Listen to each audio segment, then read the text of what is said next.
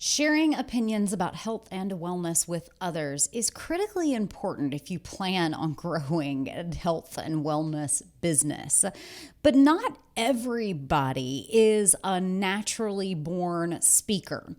Even those who don't have an inherent fear of speaking or just have a natural proclivity on stages can become better speakers by putting in effort to train speaking as a skill set. I personally think that it is one of the most critical skill sets that you as a health and wellness entrepreneur can build. I know for me, it was an absolutely critical piece to my success as an online teacher. But speaking is not something that just happens. You need to train and focus on simple tips and tricks that can make you a better speaker. Welcome to the Lindsey Elmore Show, a podcast that helps you find fulfillment amidst chaos. On this show, I interview thought leaders, doctors, creatives, spiritual gurus, and game changers who inspire you to pursue your dreams, overcome obstacles, and leave your mark.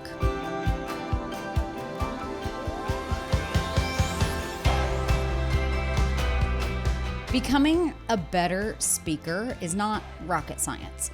What it is a series of practices that help you to become more confident and more clear on stage. So I began my training as a speaker way back in the day when I was about 10 or 11 years old.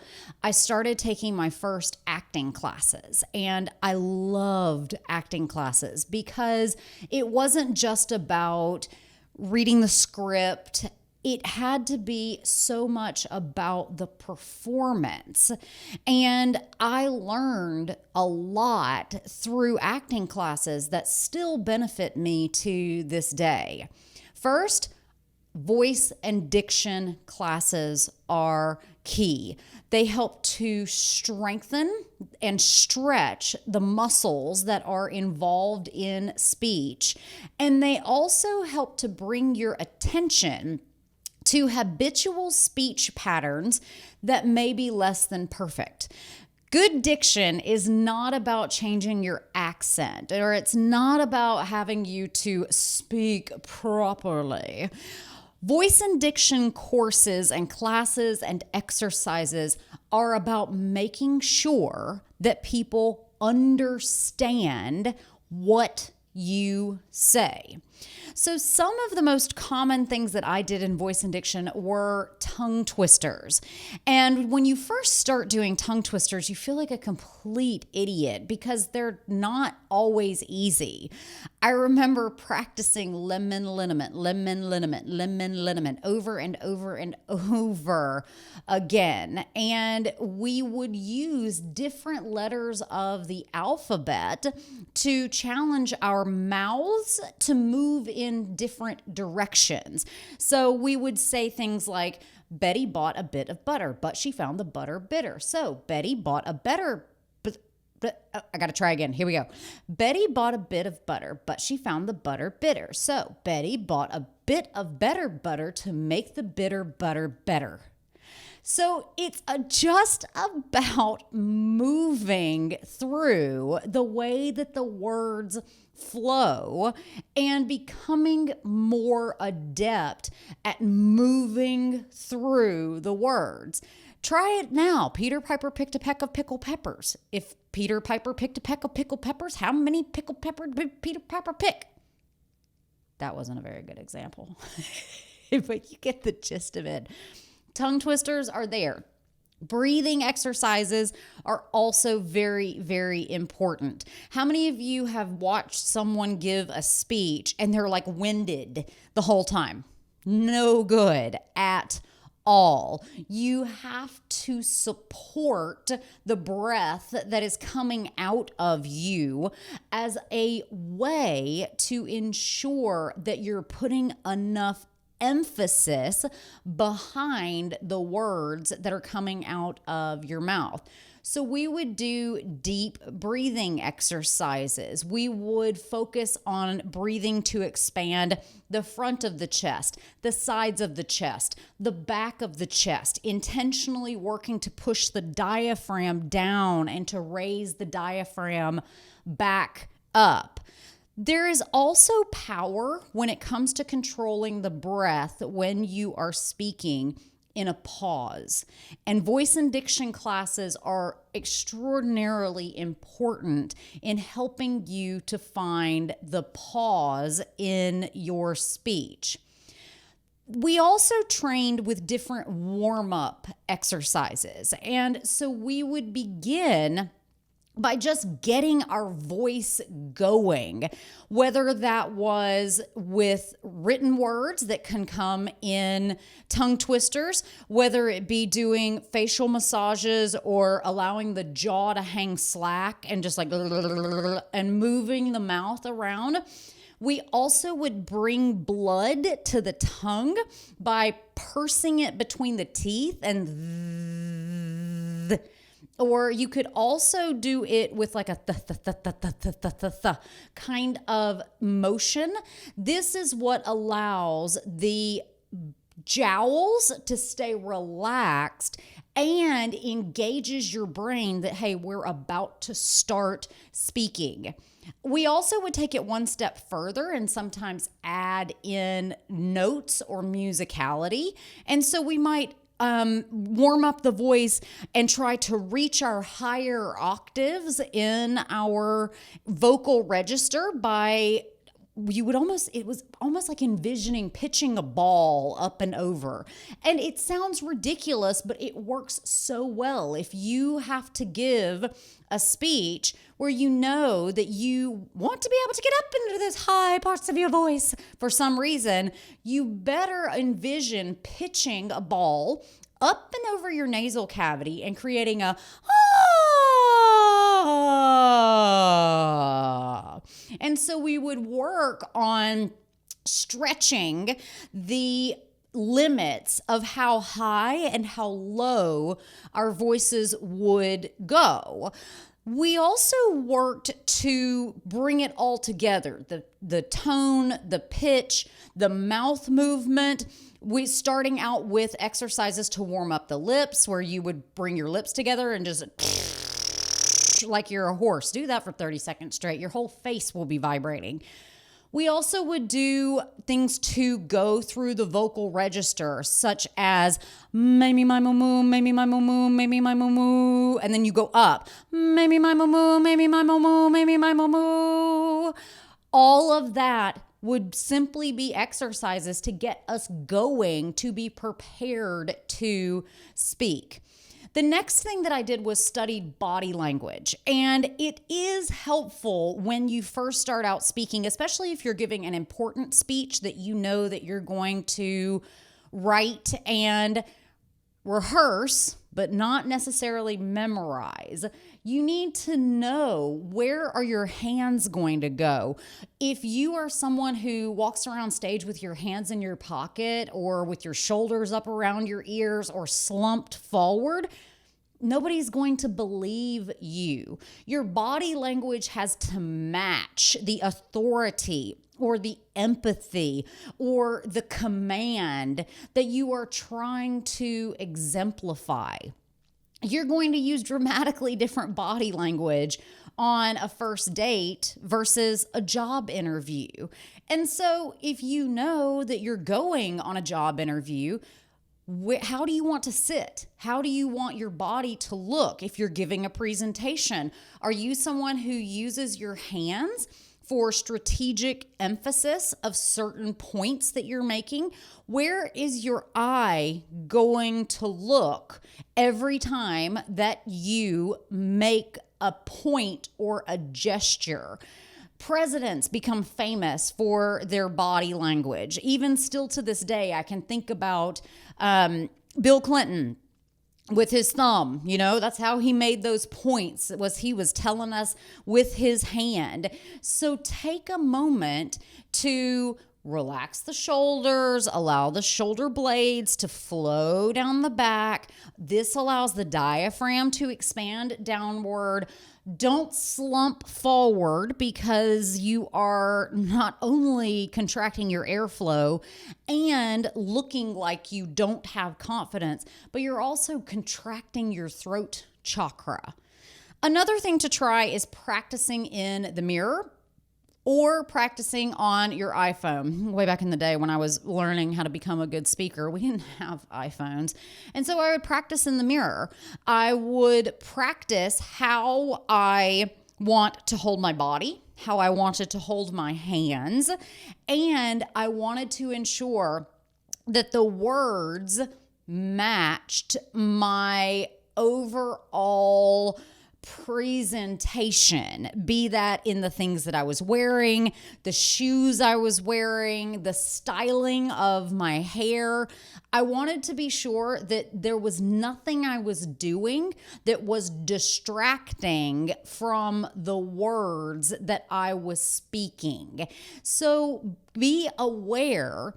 If you go on stage and you are presenting this very professional speech, but yet you're wearing a t-shirt that has a step and repeat of cats, it doesn't make sense. So practice in the mirror and be sure that you are able to very clearly convey one message with your speech, with your clothing, and if you're choosing to use PowerPoint slides, for goodness sakes, do not junk them up with words.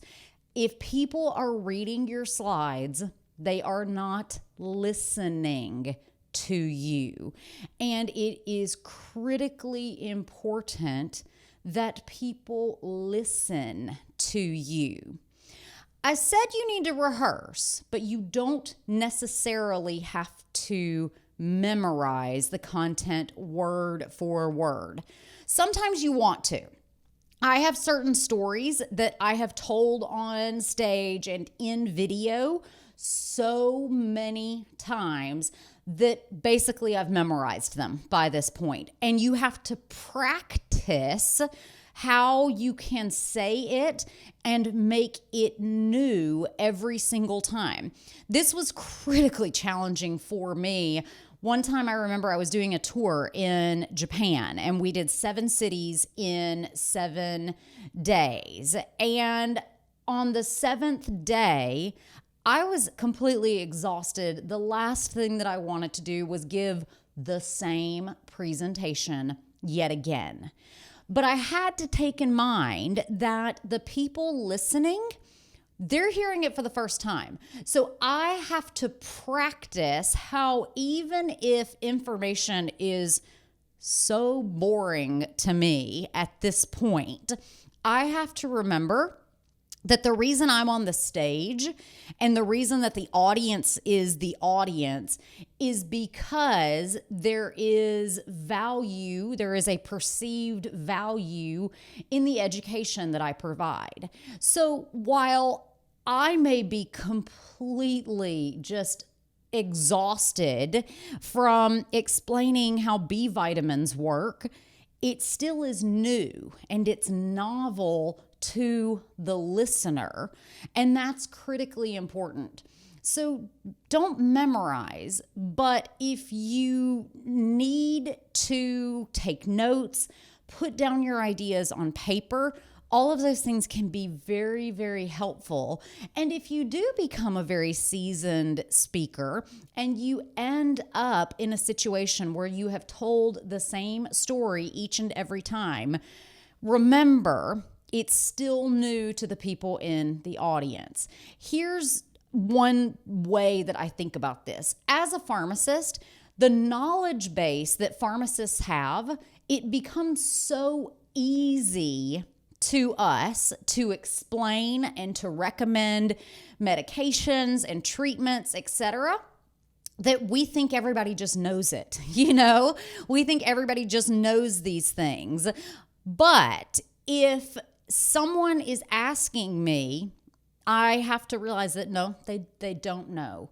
And that is honestly, so another thing we got to think about. Linker words is what I was always told they were. Linker words are the words that you use to fill space.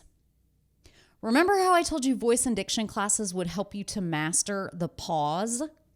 There's nothing wrong with using a pause in your speech patterns. Trust me, it sounds way better than, I'm going to make my next point now. So it completely destroys your thought process when you're constantly throwing in linker words. My least favorite of all the linker words is, or, or, the reason that you are on a stage or on a Zoom call or being asked a question is because the listener does not know. So if I'm explaining something to you and I say, and you don't know, that creates a disconnect. It creates a lack of trust where it becomes harder for you to listen to me and to ask follow-up questions because you are under the false assumption that I think you already know what is going on, even though I'm just using as a linker, a filler word. So if you are being asked to give a presentation, don't assume that anyone knows anything. If you are being asked to introduce a speaker, for goodness sakes, do not go up there and say, this speaker really needs no introduction. Well, if that were true, then you might as well just sit back down. There's absolutely no reason for you to be on that stage if that is truly the perception. If the speaker needs no introduction, then sit down. Sit down. Another thing, practice with distractions. Y'all, I cannot tell you how many meetings I have taught where somebody's phone rings, somebody's baby starts crying, somebody coughs or sneezes in a way that could be very distracting. But you have to understand how to mitigate those distractions. I do one of two things. One, I'll either completely ignore it or I'll make a joke about it. So if I'm explaining how terrible some supplement is and then a baby cries out, I'll make a joke about see, the kid gets it. But if something happens where a cell phone rings, especially in a meditation, sometimes I'll completely ignore it or I'll just say, distractions happen, everybody. We're still here in the same room doing the same things. Now, I mentioned PowerPoint slides, and Jane and I talk a lot about PowerPoint slides. If you are going to use audio or video, you better make it worth it. If it is distracting from what you are saying, leave it out. Leave it out. Don't even worry about they're not going to think I'm prepared if I don't have PowerPoint slides. Not true. Not true at all. How many times have you heard me teach you something without the use of slides? I mean, come on, friend, you're doing it right now. If you're going to use audio and you're going to use visuals, make it count. The next thing is you have to put your focus on the audience. The audience really matters. And the audience wants to feel a connection with you. They're in the audience for a reason. So look at audience members in the eye as you're moving around the stage.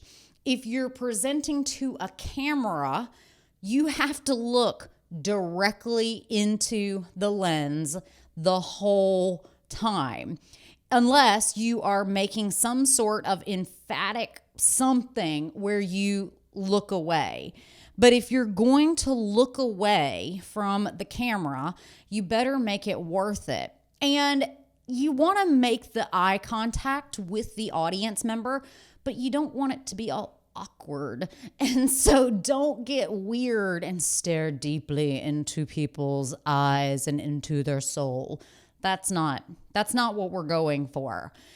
Improvisation is so critical to the success of actors, to the success of speakers. You have to be able to play off of what is in front of you. I find that improvisation also makes you a better listener. And one of the ways that I challenge myself to be a better listener when someone in an audience is asking me questions or when I'm having a conversation with somebody, I will divert a small amount of my attention to an article of clothing or the way that their hair is styled, etc. And the reason for that is because if I'm spending my brain power to remember that you're wearing a red shirt, I don't have time because I'm still listening to you and I'm staring at you and I'm saying red shirt. The thing is, the fact that I am listening to you and staring at you while allocating a portion of my mental ability to having a descriptor of you means that you perceive that I am extraordinarily interested in what you're saying. So if you ask me a question while I am on stage, I will be staring at you, striped shirt, because that means that I don't have the mental capacity anymore to think about checking Instagram, to think about what I need to do when I get home, to think about my grocery list, to think about, oh my God, I've answered this question 4 million times, and why will these people not just buy my book? Love you, mean it. It works. It works consistently for you to be able to divert a small portion of your mental activity, mental acuity towards creating a descriptive word for that person. Another thing you can do to be a better public speaker is make it interactive. Listen, nobody wants to listen to anybody drone on for 45 minutes. I'm still amazed that people want to listen to me. It is extraordinarily amazing to me. So thank you for being here and for listening, because that is a huge reward. That is an amazing thing that happens in my life. And I hope that I am able to create interactivity so that I'm asking you a question, you guys are raising your hands or moving around. If I notice my audience is dozing off, I will have the whole audience stand up. I will ask, are you guys okay? Are you hearing things? Does this make sense? I like asking those questions because it helps me to stay focused on the fact that what I'm really doing on stage or in this podcast or whenever I'm teaching on social media is I am here in service to you. Turning your creative passions into a viable business may seem like a daunting task. You may not know how to identify your audience, create a product that you can sell to them authentically, or how to run your business like a business. That's okay. Everybody has to start somewhere. That's why I created an easy-to-understand 5-step guide to becoming an entrepreneur. You can access the free guide by heading to www.lindseyelmore.com/5steps. That's www.lindseyelmore.com/5steps. The Lindsey Elmore Show is written and produced by me, Lindsey Elmore. Show segments are produced by Sue Procco and Kelsey Lorman. Production design, sound design, and editing is by Jive Media. If you have a question about this or any other episode of the podcast, send us an email to hello@lindseyelmoreshow.com. And hey, since you're still here, take a moment to subscribe, rate, and review this podcast. And while you're at it, go over and follow us on Instagram at Lindsey Elmore Show. This helps us bring the pod to more people.